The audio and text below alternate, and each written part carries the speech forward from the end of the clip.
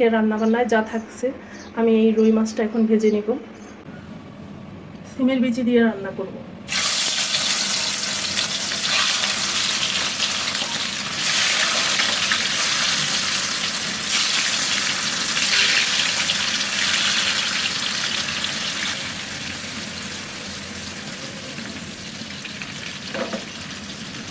ভাজি করব আমি ওই আলু দিয়ে, আর সিমের বিচি, টমেটো, আলু, এই রুই মাছ দিয়ে আমি উল্টাই দিব।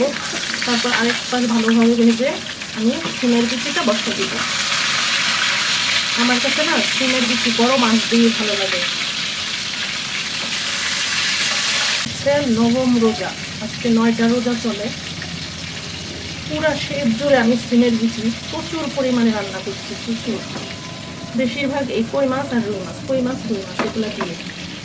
আপনারা সিমের বিচিকে কী দিয়ে খেতে পছন্দ করেন বলবেন। আমি তো বললামই যে আমার বড় মাছ দিয়ে সিমের বিচি ভালো লাগে, যে কোনো বড় মাছ বলতে বেশি মাছগুলো আর কি, আর মাছ, বল মাছ এগুলো।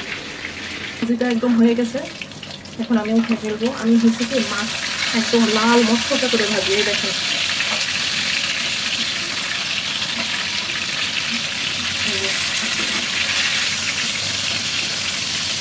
মাছগুলো না একদম লাল হয়ে গেছে। আচ্ছা, আমার কাছে মাছ যত বেশি ভাজা হবে, মানে লাল মশলা হবে, আমার তো ওই মাছ ভালো লাগে। আমি তরকারিতেও যখন মাছ দিই, আমি মাছটা একদম লাল করে মশমশা করে ভাজি। অবশ্য আমি মাছগুলি অনেক মোটা মোটা করেই পিস করি।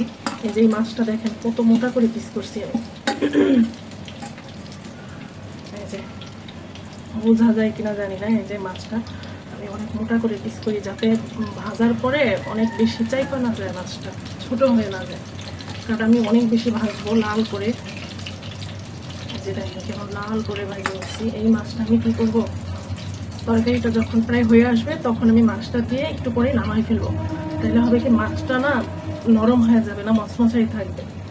তখন গরম তরকারি দিয়ে ভাত খেয়ে দেখবেন মাছটা যে কি ভালো লাগে। এই যে আমার মাছ ভাজা কমপ্লিট।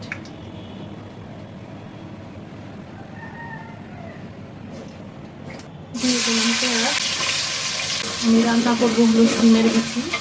এই যে সিমের বিচি আমি রান্না করবো, সিমের বিচি দিয়ে দিলাম অল্প একটু আদা, দিয়ে দিলাম মরিচের ফাঁকি, হলুদের ফাঁকি, ধনিয়ার ফাঁকি,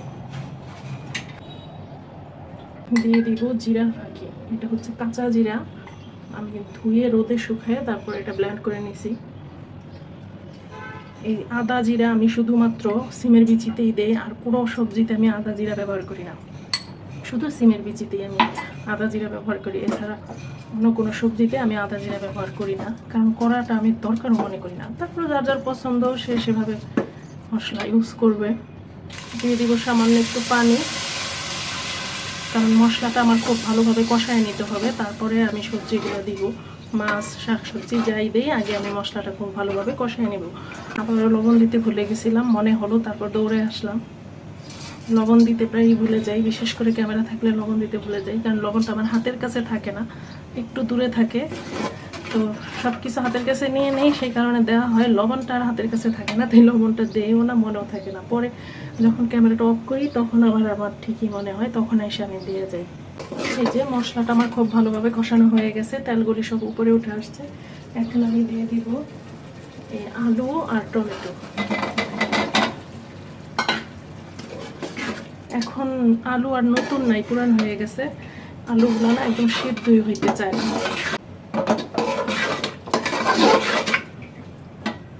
একটু পানি দিয়ে আমি আলুটা ভালো করে সিদ্ধ করে নিব, কারণ এই আলুটা একদম সিদ্ধই হইতে চায় না, পাথরের মতো শক্ত।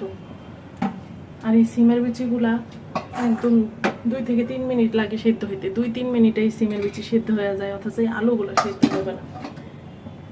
এর জন্য আমি আলুটা আগে দিলাম, পরে আমি সিমের বিচিটা দিব, দিয়ে জল দিয়ে মাছ দিয়ে দিব।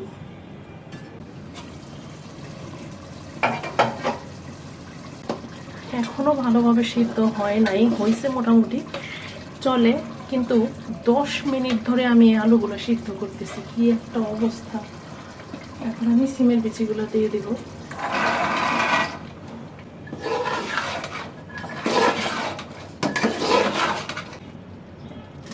এখন আমি ঝোল দিয়ে দিব,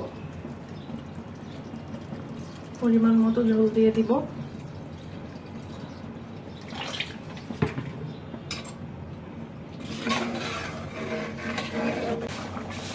এই যে এখন মাছগুলো আমি দিয়ে দেবো।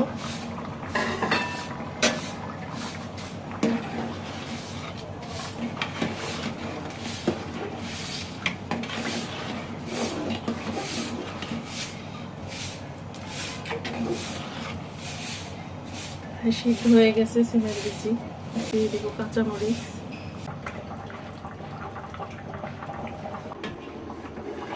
যে তরকারিটা কত সুন্দর হয়েছে, আর অনেকগুলা মাছ দিয়ে আমি সিমের বিচি রান্না করি, একদম পাতিল ভরা থাকবে মাছে, বড় মাছ দিয়ে সিমের বিচি।